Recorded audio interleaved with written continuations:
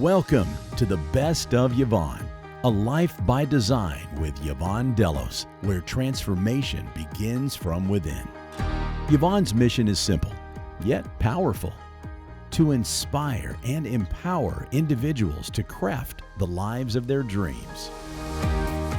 As a leader and advocate for positive change, Yvonne has traveled the world, guiding people from all walks of life on their journey to self-discovery and success, much of which is highlighted in her book, From Food Stamps to Fortunes.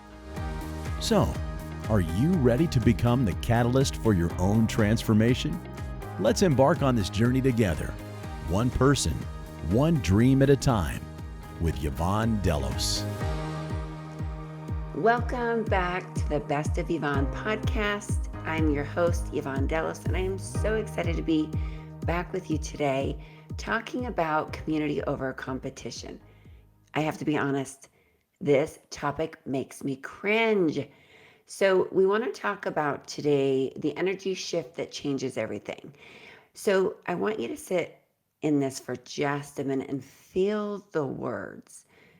Community, that feels positive. That feels light. That feels lovely. We love to be a part of a community. Now, let's sit in the word competition. It literally makes me cringe. It makes me want to crawl out of my skin. Now, if you look at the history of this term, community over competition, it dates back to the 1800s. And not much has changed, if you ask me, if you read through the history. So why community over competition? Some people might think it's a cute phrase. I know it's really flown around a lot in medical aesthetics, but I'm sure it's heard throughout all industries and all walks of life. But to me, it's a mindset, it's a movement, and it's powerful.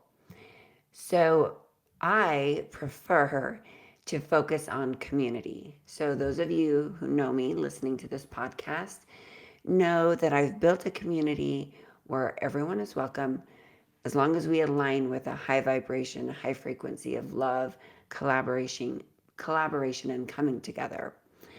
So I want to share just a few stories of what community and competition have been like for me. So just recently, I was at a conference and a friend of mine had asked me to go with her to dinner. Now, this is not a normal group of people that I hang around with, although they're beautiful, lovely humans. It was a completely different energy. And I don't know that I've ever felt so uncomfortable, because the thing is, we speak more subconsciously than we do consciously, right? Energy, and being a Virgo that I am and being very sensitive to energies, I felt so uncomfortable. So I just literally sat there and watched and smiled, but the feeling was so uncomfortable. And I thought, I really hope that no one ever comes to my table and feels that same way. Now, there is a flip side to this coin, right? There's always another side, and it's perspective. Now, my perspective was going into this was really, I really wasn't invited to this. Although my friend invited me, it was for a select group of people. So one, that made me feel uncomfortable because I was not invited. And two, because I'm not real close with these other people, I don't know them well enough.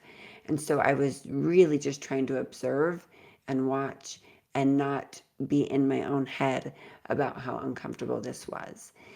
So there's, I'm sure, plenty of stories and plenty of times that you've been somewhere where you felt where you didn't belong or that table wasn't meant for you.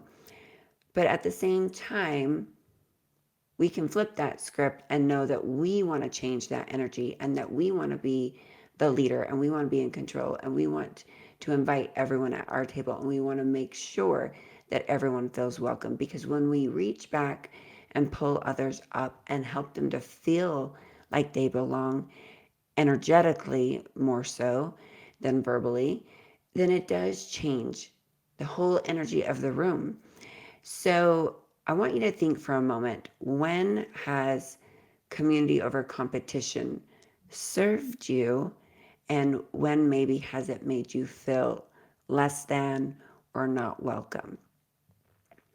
The other thing I want to talk about is what it does to you in business or in your career or your workplace or where you spend most of your time, because it really is mental, it really is emotional, and there really is some spiritual aspect to this, because the same energy we use to compare could be used to create. So let's say, for example, in medical aesthetics, we know that there's med spas popping up on every corner.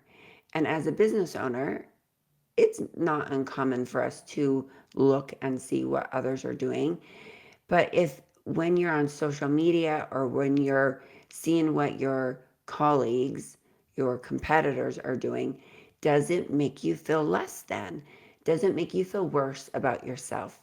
And that's where I want you to sit. I want you to sit in that discomfort, because that's a trigger for you to work on that, because that is such a low vibration. I go back to the same scenario every time. It's like, oh, a racehorse. If you look at the racehorses, they have blinders on so that they don't get distracted, so they don't look to the left or look to the right and lose momentum. The same goes for you in your business or your workplace. If you're always watching what your competition is doing, you're going to lose momentum and lose focus on what it is you're working on. And to be honest, most people don't want what you have. Because me, I can speak for myself. I wanted for the longest time a full pantry. I wanted to be able to go to the store and buy whatever I wanted without looking at a price tag. I'm pretty sure that most of you listening don't want that. I'm sure there's something else that you want. So I think we need to tell ourselves that, you know what, Yvonne, probably most people don't want what you want, which immediately kind of takes that pressure off.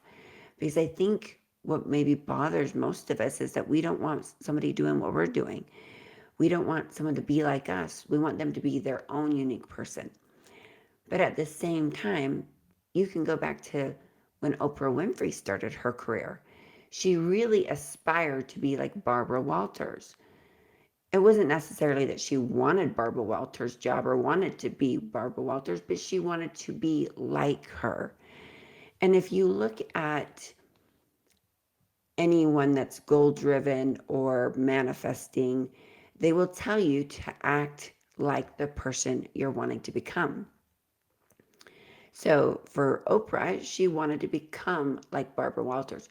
She admired her professionalism. She admired the way she could speak and share the news with others. And so that was something she aspired to be like. Now that's the difference, and you can feel the energy shift there.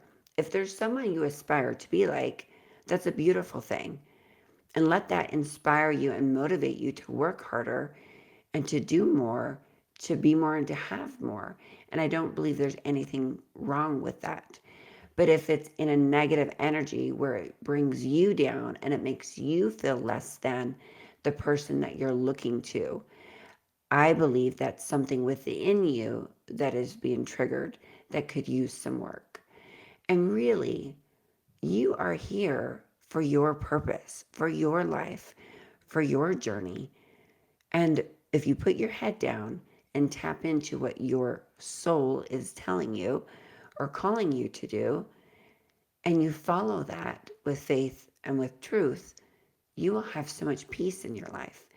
Because trying to be like somebody else and being jealous of what they have and wanting to live in their life and be them is death to your own soul and to your own journey. Now, the power of community, let's go back to that. Define what true community looks like in your world. To me, that's why I built Medical Aesthetic Art Institute, and that's why I built my summit.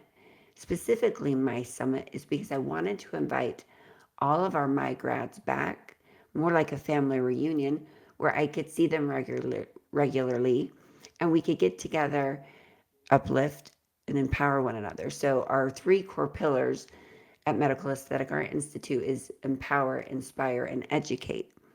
And so I wanted to bring a community together where we could do that and we could network and we could love on each other, because when I started in this specialty, I didn't have a community. I didn't have mentors. I didn't have friends. I didn't know anyone in this space. In fact, I didn't even have anyone to copy if I tried, because that was so long ago. So, really learning and growing together and sharing makes it so much more beautiful and makes it such a better experience overall for everyone involved. Now, there are a few individuals I've come across in this specialty that don't quite think like that. And you can feel the energy. You can feel that maybe they're not happy for your success. Maybe they want to see you fail. Maybe they thrive on trying to outdo you and compete with you. Well, all you have to do is really set yourself aside. You do not need to be around that energy. You can feel it, you can sense it, you can see it. And you can just completely remove yourself and find a community to belong to that makes you feel welcome, that makes you feel part of the community, and that is there to truly uplift you and that believes in you and pushes you to be the better version of yourself. I'm sure you can think back through your life and think about community open doors of where people have brought you in and welcomed you, where they've elevated and fostered maybe your innovation or fostered your dreams and goals of what it is you're trying to achieve. And I think it's so important that when we do find that community or we do find that person that is that way, is to publicly hype them up and thank them. And I will say that if someone mentors you and someone teaches you, I think just out of respect for one another, it's always a beautiful thing to give credit where credit is due and to recognize that, oh, so and so helped me get here today.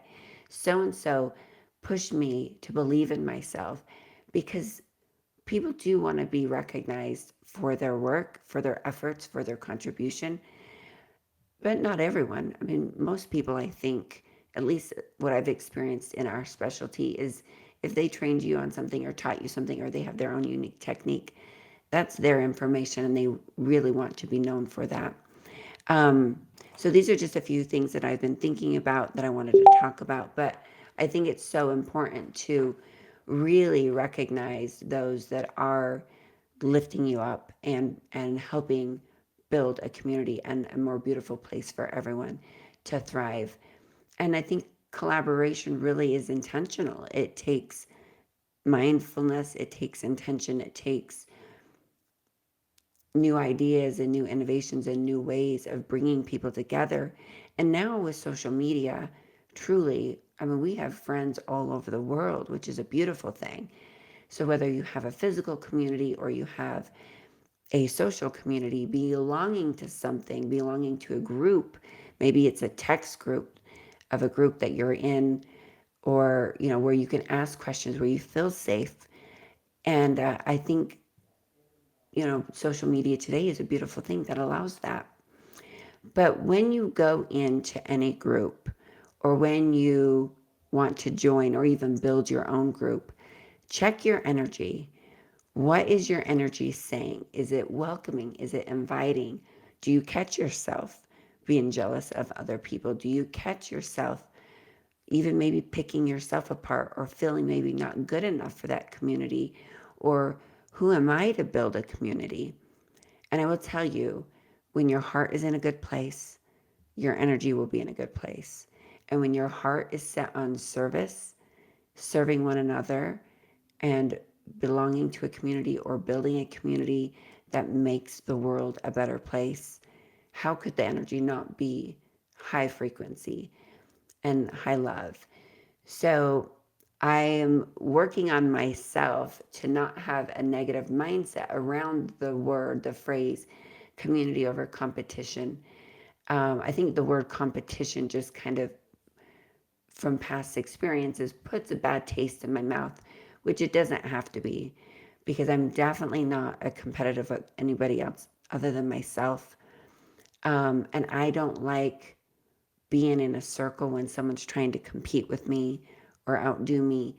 I have to remind myself, Yvonne, that's coming from them, that's coming from their perspective, and I must stand tall. Like the quote I always say is, when you know who you are, the taller you'll stand and the brighter you'll shine.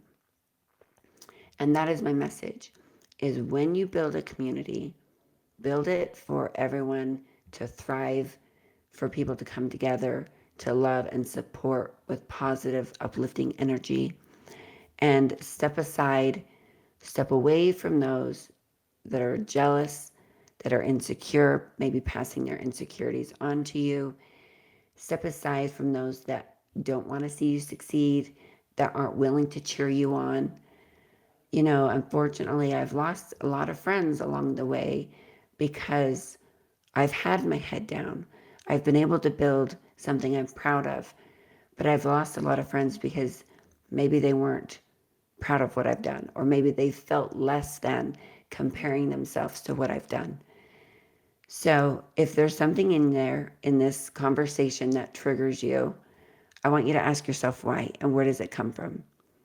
Because most of the time it comes from a past experience that maybe rubbed you wrong or made you feel less than. And really, if we want to see the change, we have to change. It all starts with us. So check your energy, speak your truth, and collaborate intentionally. And let's make this world more beautiful. I love you all. Have a beautiful day. And thank you for tuning into the Best of Beyond podcast.